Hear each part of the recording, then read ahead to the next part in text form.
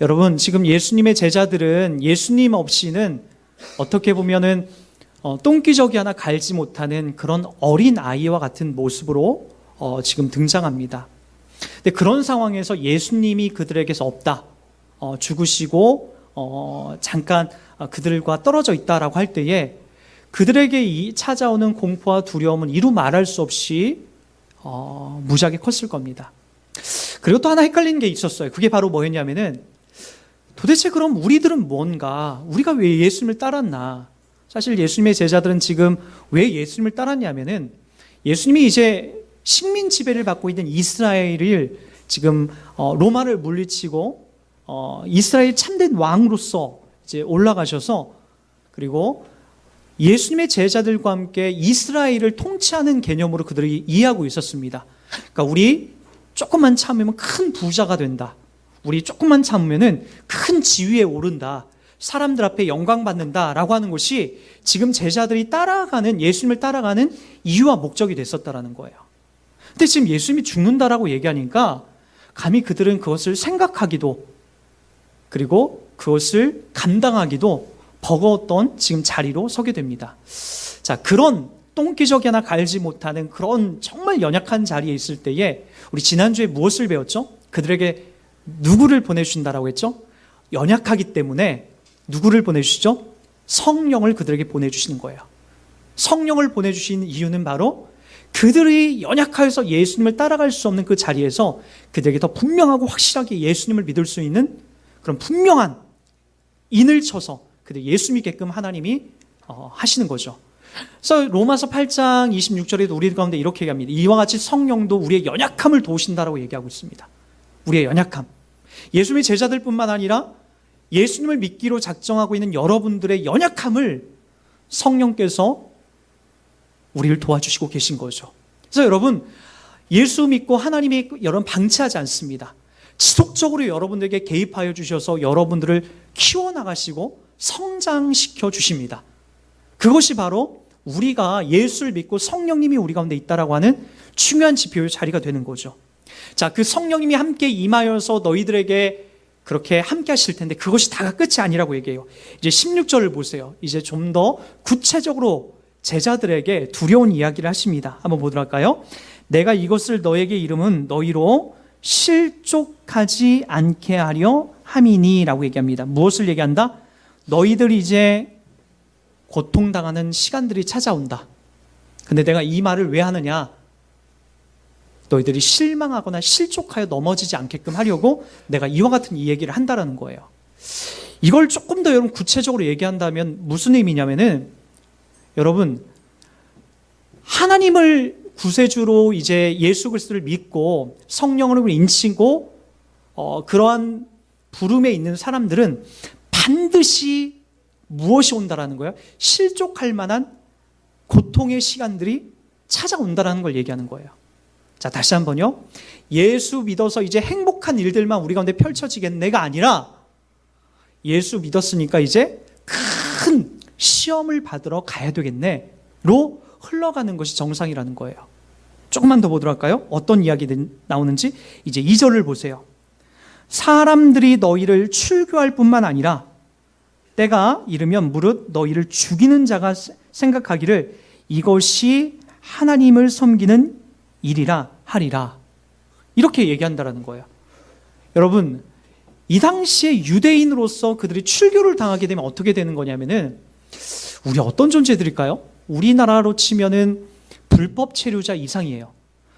아무런 어떤 이 땅에서 살면서 어떤 혜택들을 아무것도 누리지 못하는 거예요. 언제나 긴장감 속에 살게 되고요. 언제나 내가 붙잡혀서 추방당할까 봐 겁나게 되는 거죠. 그것이 바로 출교당할 만한 그들의 자리였어요. 그리고 또 어떤 자리였는지 보십시오. 죽이는 일들도 벌어진대요. 예수를 믿는 일 때문에 죽이는 자가 생각하기를 그런 일들이 벌어지고 이것이 하나님이 기뻐하는 일이라고 그렇게 여기는 일들이 그들에게 펼쳐진다라고 얘기합니다. 여러분, 우리 한번 사도행전으로 한번 가보도록 할게요. 본문은 잠깐 여러분 접어두시고요. 사도행전을 가보세요. 사도행전 7장 54절을 보세요.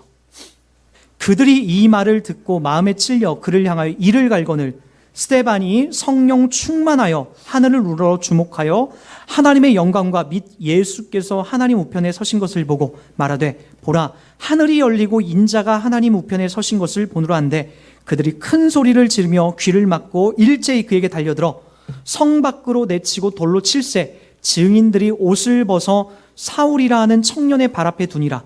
그들이 돌로 스데반을 치니 스데반이 부르짖어 이르되 주 예수여 내 영혼을 받으시옵소서 하고 무릎을 꿇고 크게 불러 이르되 주여 이 죄를 그들에게 돌리지 마옵소서 이 말을 하고 자니라. 죽었다라는 거예요. 그리고 8장 1절 다 보세요.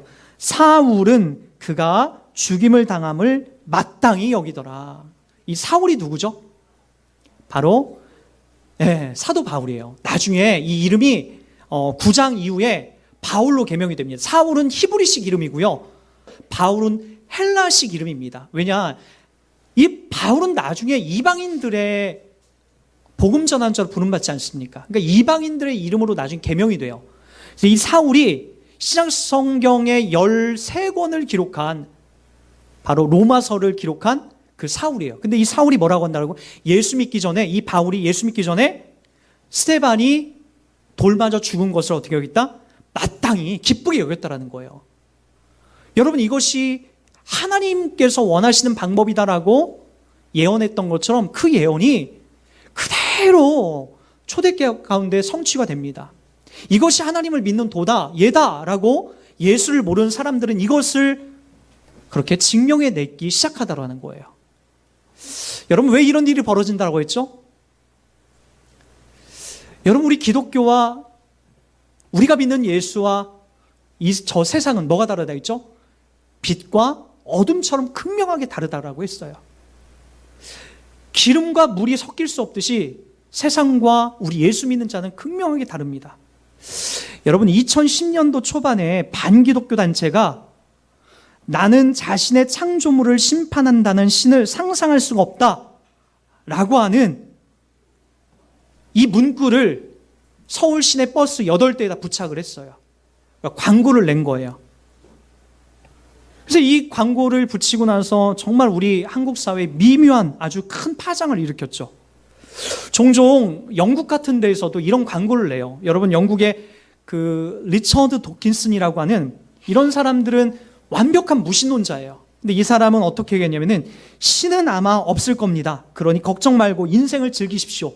라고 하는 이 문구를 영국의 버스에다가 곳곳에 걸어놓고 그걸 광고하고 홍보했어요. 뭐라고요? 신은 아마 없을 겁니다. 그러니 걱정 말고 인생을 즐기십시오. 그리고 우리 한국의 2010년도에 버스 광고판에는 나는 자신의 창조물을 심판한다는 신을 상상할 수가 없다 라고 하는 이런 광고를 막 붙이고 막 다녔었어요. 여러분 왜 유독 기독교인에게 이런 기사들을 이런 광고물들을 왜 세상은 자꾸만 부착하고 우리들을 절망케 할까요? 여러분 아마 앞으로는 이와 같은 일들이 더 많이 벌어질 거예요. 왜 그렇다고 했죠? 세상과 우리는 극명하게 달라요. 세상은 어둠이고 우리는 빛인 거예요.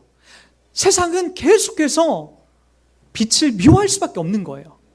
여러분들도 마찬가지예요. 여기 이제 신앙생활을 막 하고 나서 예수님을 믿죠. 예수님을 믿고 나면은 여러분 주변 사람들에게 너 예수 믿고 교회 다녀서 너무나 잘한다라는 이야기는 잘 못 들을 거예요. 아마 혹시라도 여러분의 남편이 아직 예수님을 모른다면, 여러분 부모님들이 아직 예수님을 모른다면 분명히 이렇게 얘기할 거예요. 야, 너 미쳤냐? 교회 가게. 적당히 좀 미쳐라. 무슨 교회냐? 요즘에 PD수첩이나 뭐 그것이 알고 싶다도 안 봐? 아마도 여러분들에게 들리는 이야기는 그걸 거예요. 왜요? 그들은 어둠이기 때문에 여러분들이 그렇게 얘기할 수밖에 없는 거예요. 무슨 교회냐? 야, 돈이나 더 벌어. 일요일날 무슨 교회야? 돈을 더 많이 벌어야지. 그런 이야기들로 여러분들을 더 힘들게 할 거예요. 그게 왜 그러냐면은 그들은 어둠이기 때문에 그런 거예요. 빛과 어둠은 공존할 수가 없는 거예요.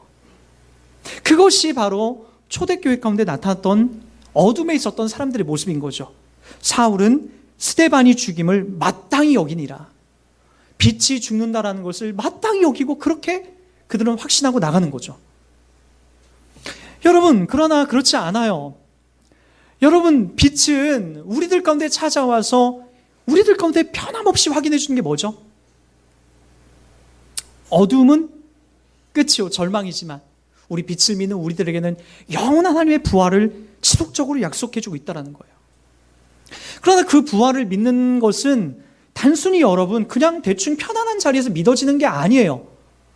오늘 예수님 말씀하셨듯이 희생하리만큼 너희들 예수를 믿고 성령으로 인침받아서 그 자리에 가게 되면 세상 속에서 어마어마한 핍박과 고통이 너희들에게 올 것이다 라고 얘기합니다. 심지어 너희를 죽이기까지 할 것이다. 바로 그것이 뭐예요? 나는 창조하신 창조물을 심판하는 신을 믿을 수 없습니다.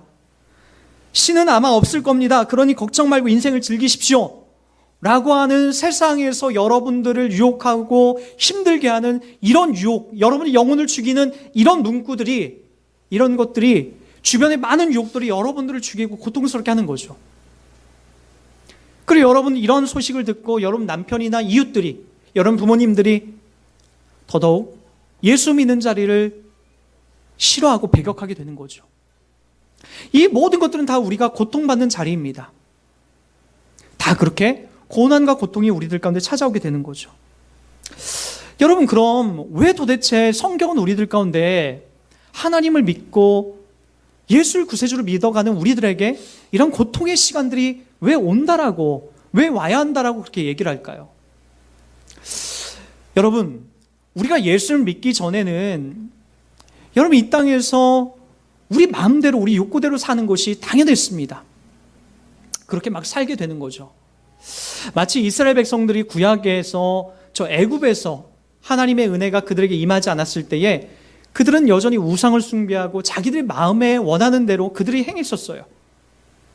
사람을 때리고 싶으면 때리고 욕하고 싶으면 욕하고, 그리고 뭐 여러 가지 태양신들이나 잘못된 우상들을 섬기면서 그것이 자기의 인생의 주인 노릇하면서 그렇게 살아왔단 말이죠.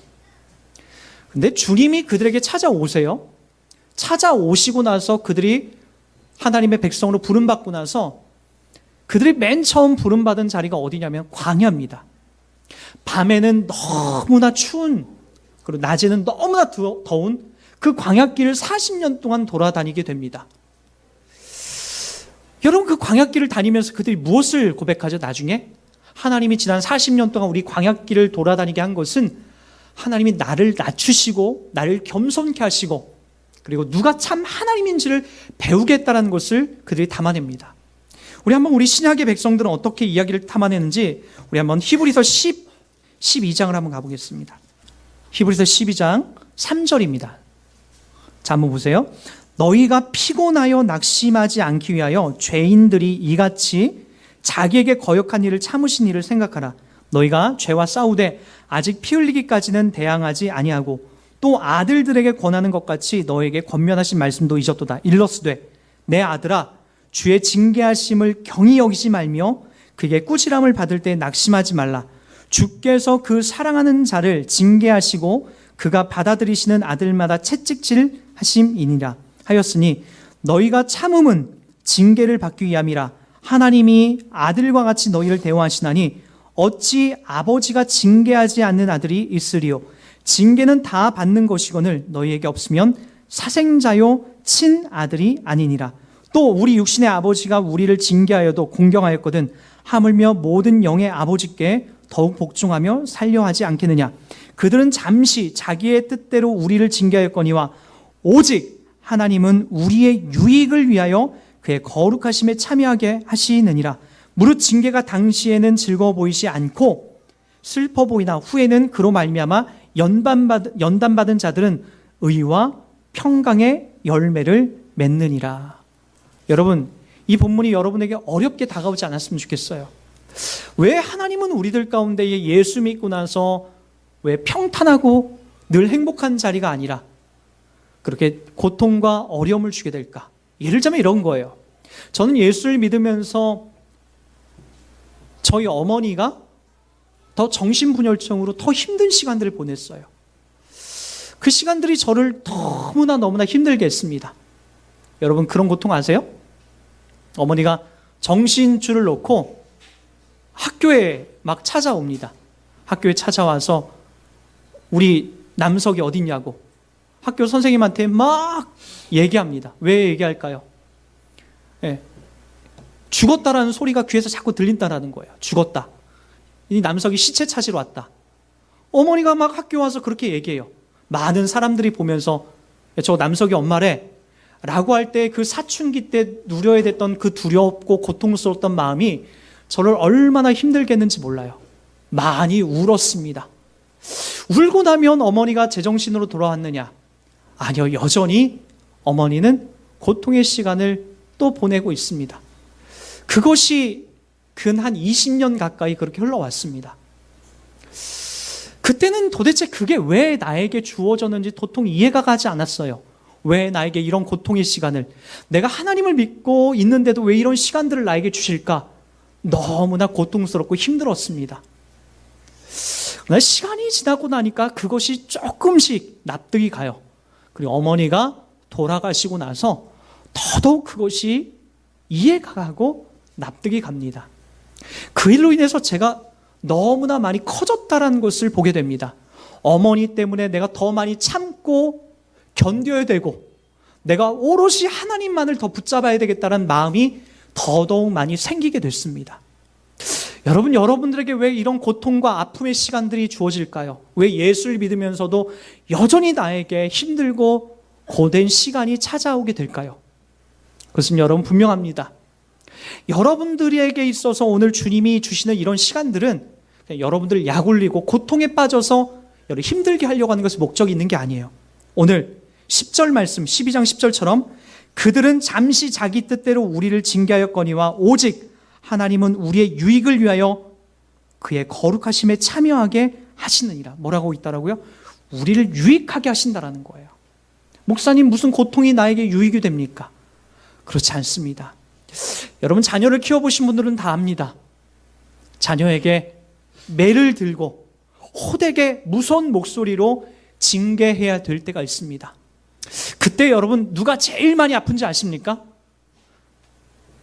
여러분, 맞는 당사자가 제일 억울하고 제일 아프다라고 생각하지만 그렇지 않아요. 그 징계를 내리는 아버지와 어머니가 더더욱 고통스럽고 마음이 아픕니다. 자녀를 길러보니까 그런 마음이 더 들어요. 아버지가, 어머니가 나를 훈육할 때는, 징계할 때는 맞는 나보다 아버지, 어머니가 더 속상하고 아팠겠구나. 그 마음이 너무나 많이 들어요. 여러분, 하나님께서 여러분을 징계할 때 하나님은 편안하고 이렇게 목을 개고 누워서 발가락을 까딱까딱거리면서 그렇게 하고 계실까요? 아닙니다. 하나님이 더 괴롭고 아파하십니다. 그러나 여러분, 분명한 게 있어요. 그럼에도 불구하고 여러분들에게 고통과 아픔의 시간을 왜 허락할까요? 그걸 통해서 우리가 성장하는 겁니다.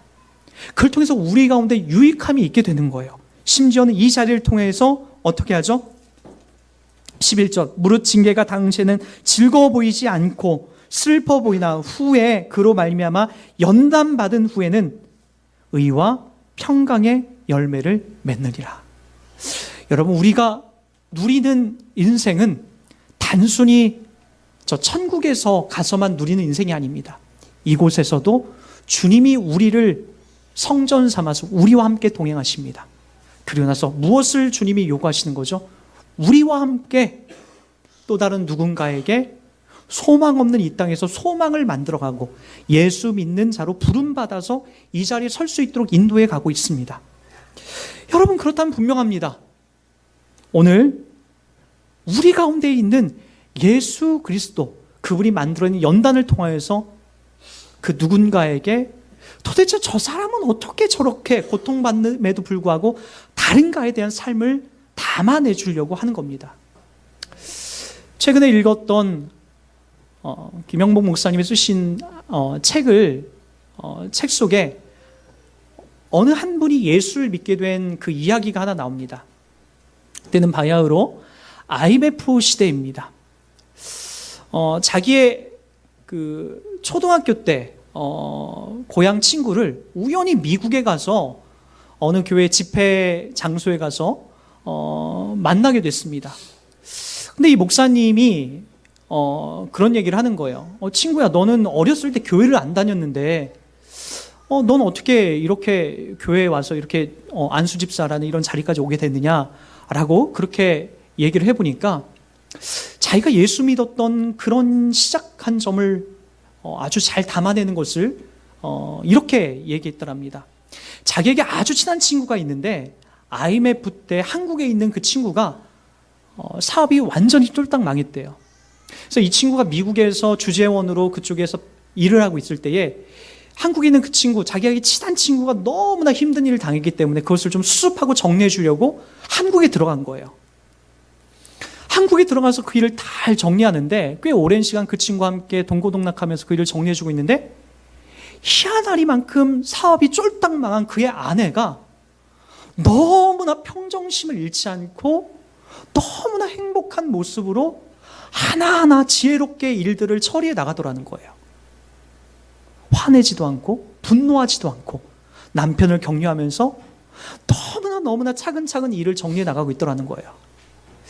그 일을 보면서, 그 모습을 보면서 도대체 내 친구 쫄딱 망한 친구 아내가 도대체 뭐 때문에 저렇게 안정감과 평정심이 있나 차근차근 훑어보니까 이유는 딱 하나라는 거예요. 믿음이라는 거예요. 믿음. 하나님을 믿고 있는 그 믿음이 그의 삶을 평정심을 잃지 않게끔 그렇게 붙잡아주고 있다는 거죠. 그날 그 친구 아내를 통해서 발견하고 미국에 있는 자기 아내에게 전화했더라고요. 여보, 우리 교회에 가자.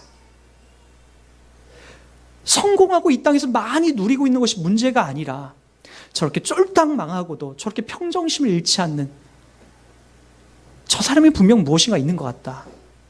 때마침 그 아내도 자기 친구들을 통하여서 참 신기한 일들을 보고 친구들이 참 힘든 일 상황을 잘 극복해 나가는 보고 자기도 교회를 가고 싶었는데 당신이 이렇게 얘기할 줄 몰랐다는 거예요. 그리고 나서 함께 교회를 나가고 그리고 미국에 있는 그 교회를 지금껏 열심히 다니고 있다라고 하는 그 목사님의 이야기를 들었어요. 여러분, 우리 신자들은 쫄딱 망할 수 없는 건가요? 아니요, 망할 수 있습니다. 여러분, 우리 신자들은 여러분 큰 병에 걸리면 안 되는 건가요? 아니요, 걸릴 수 있습니다. 여러분, 우리 신자들은 여러분 자녀가 힘든 일들로 고통당하는 시간들을 보낼 수 없나요? 아니요, 당할 수 있습니다. 성경에 나와 있는 많은 사람들이 그 길을 다 갔습니다. 예수 믿어도 여전히 고통과 아픔의 자리를 갔어요. 그러나 그들이 달랐던 게 있죠. 스데반이 돌에 맞아 죽으면서도 그 마음속에 평정심을 잃지 않고 그의 얼굴에 해같이 빛났다라고 하는 이야기를 통해서 누가 깜짝 놀란 겁니까? 바울이 깜짝 놀란 거예요. 도대체 저게 뭔가? 여러분, 그렇다면 우리도 마찬가지예요.